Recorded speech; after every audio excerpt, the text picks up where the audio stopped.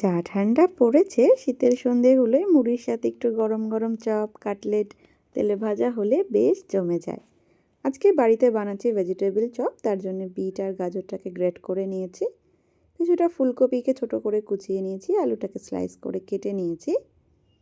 এরপর কড়াইতে সাদা তেল গরম করে কিছুটা চিনেবাদাম ভেজে তুলে নিয়েছি। এরপর ওই একই তেলে আলুগুলোকে হাফ চামচ নুন দিয়ে একেবারে লাল লাল করে ভেজে নেব। ভাজতে ভাজতেই আলুটা সেদ্ধ হয়ে গেছে। আমি ভেজিটেবল চপে আলুটাকে একটু ভেজে দিই, তাহলে চপের টেস্টটা অনেক বেশি ভালো হয়। এরপর ওই তেলে ফোড়নে দিলাম 1 চামচ পাঁচফোড়ন। পাঁচফোড়নটাকে নেড়ে চেড়ে বিটটাকে অ্যাড করে দিয়েছি। বিটটাকেও একটু নেড়ে চেড়ে এর মধ্যে গাজরটাকেও অ্যাড করে দিলাম। গাজরটাকে বিটের সাথে একটু মিশিয়ে নিয়ে ফুলকপিটাকেও এর মধ্যে অ্যাড করে দিচ্ছি।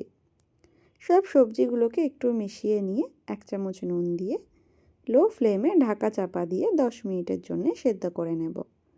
10 মিনিট পরে সবজিগুলো অনেকটাই নরম হয়ে গেছে। এরপর এর মধ্যে অ্যাড করলাম 1 চামচ কাঁচা লঙ্কা কুচি, 1 চামচ গ্রেট করা আদা এবং সেদ্ধ আলুটাকে স্ম্যাশ করে নিয়েছি।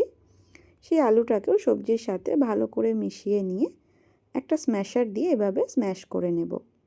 তাহলে সব কিছু খুব ভালোভাবে সফট হয়ে মিশে যাবে। তারপর অ্যাড করছি ভেজে রাখা বাদাম, 1 চামচ ভাজা মশলা, 1 চামচ আমচুর পাউডার, অল্প একটু ফ্রেশ ধনেপাতা। সব কিছুকে মিশিয়ে নিয়ে অ্যাড করছি 2 চামচ চিনি এবং অল্প একটু ব্রেড ক্রাম্বস। সব কিছুকে আবারও খুব ভালো করে মিশিয়ে নেব। সব কিছুকে মিশিয়ে নিয়ে একটু ঠান্ডা হতে দেব। এরপর আমি এখানে একটা বাটির মধ্যে 2 চামচ কর্নফ্লোরকে অল্প জলে গুলে নেব। এই কর্নফ্লোরটা কোটিংয়ের কাজে লাগবে আমার।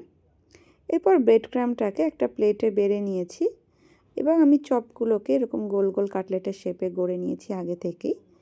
তারপর প্রথমে একটা সিঙ্গেল কোটিংয়ের জন্য কর্নফ্লোরের জলে ডিপ করে ব্রেড ক্রাম্বে একটা সিঙ্গেল কোটিং করে আবারও সেকেন্ড টাইম কর্নফ্লাওয়ারের জলে ডিপ করে আবারও ব্রেড ক্রাম্ব দিয়ে ডাবল কোটিং করে নেব।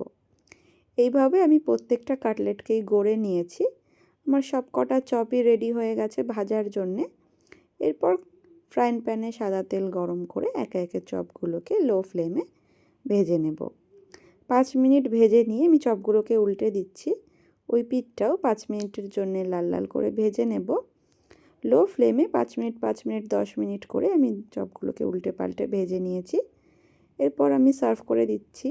ওপর থেকে একটু গার্নিশ করেছি ধনেপাতা দিয়ে।